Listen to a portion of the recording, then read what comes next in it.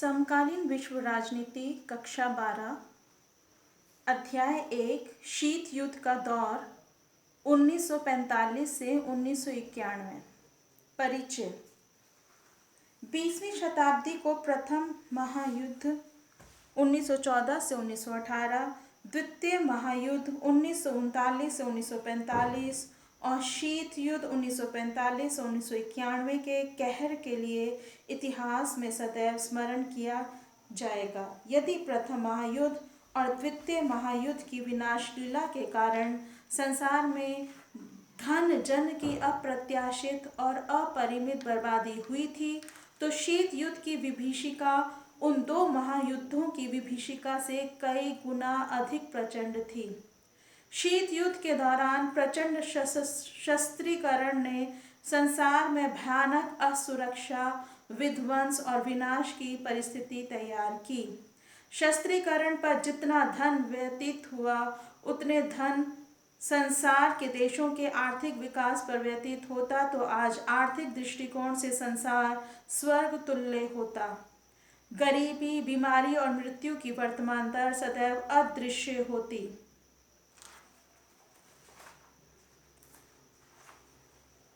शीत युद्ध की परिभाषा। KPS मेनन ने अपनी पुस्तक India and the cold war में लिखा है कि शीत युद्ध दो विचारधाराओं, दो पद्धतियों, दो राज्यों, दो गुटों और दो व्यक्तियों के बीच लड़ा जाने वाला युद्ध था। दो विचारधाराएं थीं, पूंजीवादी विचारधारा और साम्यवादी विचारधारा। नॉर्मन ए ग्रेबिनर नामक एक अमेरिकी लेखक ने कहा है कि निश्चित रूप से आधुनिक काल के अंतरराष्ट्रीय संघर्षों में एक अत्यंत रहस्यपूर्ण और दुराग्रहपूर्ण युद्ध माना जा सकता है। उसके योद्धाओं के बीच शायद ही कभी टकराव की स्थिति पैदा हुई, यदि पैदा हुई भी तो तुरंत टल गई। उनके बीच टकराव की संभावना ने कभी गर्म युद्ध का रूप धारण नहीं किया। उस युद्ध का आधार वैचारिक घृणा, राजनीतिक अविश्वास, राजनयिक घपलेबाजी, सैनिक प्रतिस्पर्धा, गुप्तचरगिरी तथा मनोवैज्ञानिक युद्धीय वातावरण था। शीत युद्ध को हमेशा ही वाक्य युद्ध या वाक युद्ध के नाम से भी जाना जाता रहा है, जिसे अंग्रेजी में वार ऑफ वर्ड्स कहा जाता है।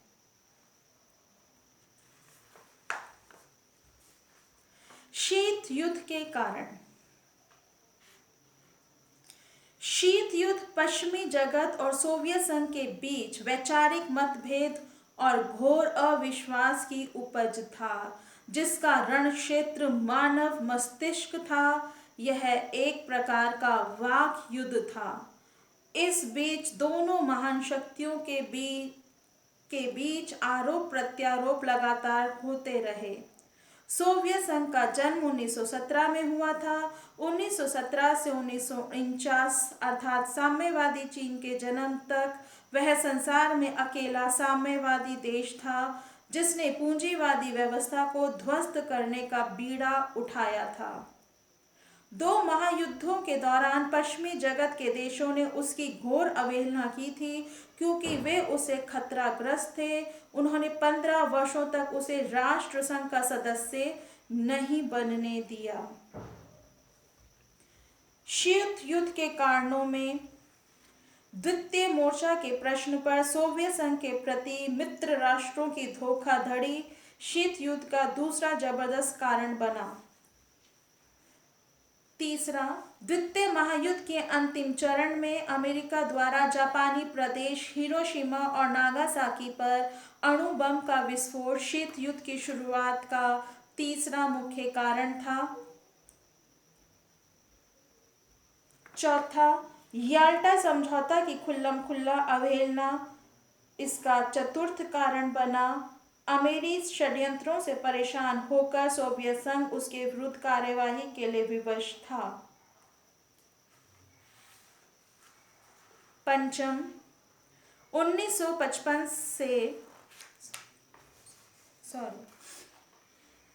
युद्ध लाभ के बंटवारे को लेकर भी यह शीत युद्ध बना रहा जिसमें अमेरिका ने सोवियत संघ को उसके बराबर का हक नहीं दिया।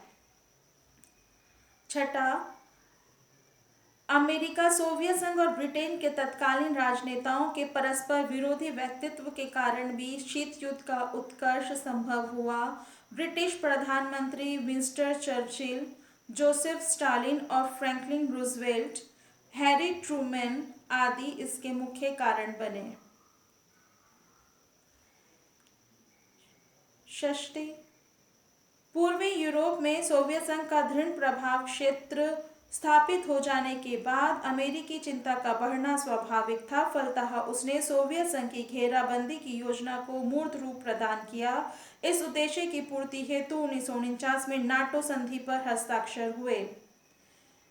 इसी की एवज में सोवियत संघ ने वार्सा समझौता नामक सैनिक संधि का निर्माण किया। इसके बाद वीटो शक्ति भी एक कारण बना। शीत युद्ध के विकास का इतिहास। History of development of the cold war. शीत युद्ध के विकास को 5 चरणों में विभाजित किया जा सकता है। प्रथम चरण में कई प्रश्नों पर संबंध खटासपूर्ण होने के बावजूद अमेरिका और सोवियत संघ के बीच सहयोग की आशा सदैव विराजमान थी। द्वितीय चरण, शीत युद्ध के विकास के दूसरे चरण अर्थात 1947 से 1955 तक की अवधि में दोनों महाशक्तियों के बीच उग्र शत्रुता के बीजोरोपण हुआ। तृतीय, 1955 से 1969 की अवधि को शीत युद्ध के विकास का तीसरा चरण माना जाता है। इस अवधि में अमेरिका और सोवियत गुटों के बीच सद्भावना एवं शत्रुता दोनों विकसित हुई।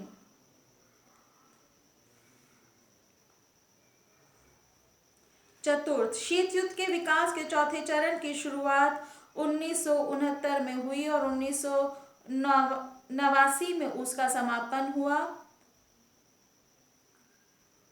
पंचम, शीत युद्ध के विकास का अंतिम चरण 1989 में प्रारंभ हुआ और 1991 में उसका अवसान हुआ। इस अवधि में शीत युद्ध को नव शीत युद्ध के नाम से संबोधित किया गया। नव शीत युद्ध की अवधि में महाशक्तियों ने संसार के सभी संवेदनशील क्षेत्रों में युद्धपूर्ण स्थिति प्रदान की।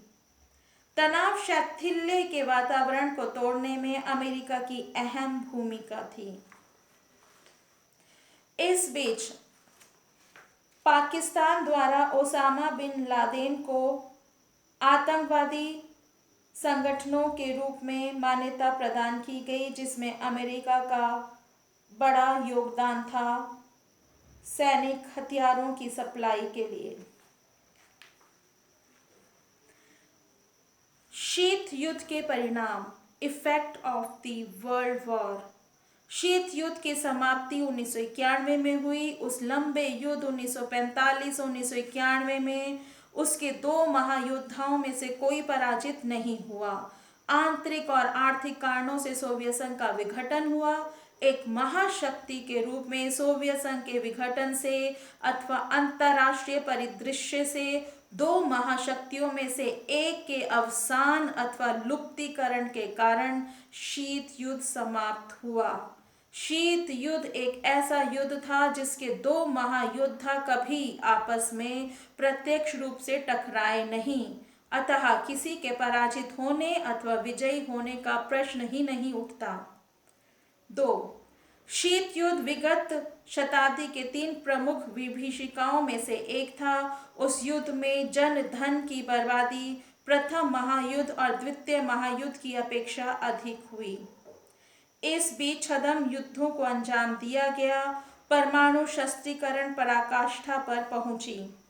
तृतीय, संसार में शांति, सुरक्षा और व्यवस्था को समृद्ध करने हेतु संयुक्त राष्ट्र संघ नामक एक अंतर्राष्ट्रीय संगठन की स्थापना 1945 में हुई। चतुर्थ, शीत युद्ध के दौरान द्विध्रुवीय संसार का परिदृश्य स्थापित हुआ। संसार में शक्ति के 2 केंद्र स्थापित हुए। पंचम, शक्ति संघर्ष में लिप्त महाशक्तियों ने शीत युद्ध के दौरान धन व्यय की गलत प्राथमिकता पर भरोसा किया।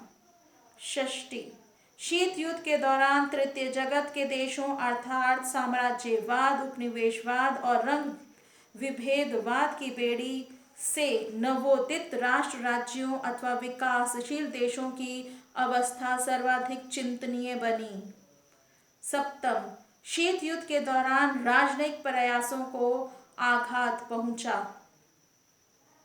अष्टम, शीत युद्ध के कारण प्रजातांत्रिक प्रयासों को ठेस पहुंची, इसके विपरीत अधिनायकवाद प्रवृत्तियों को प्रश्रय मिला।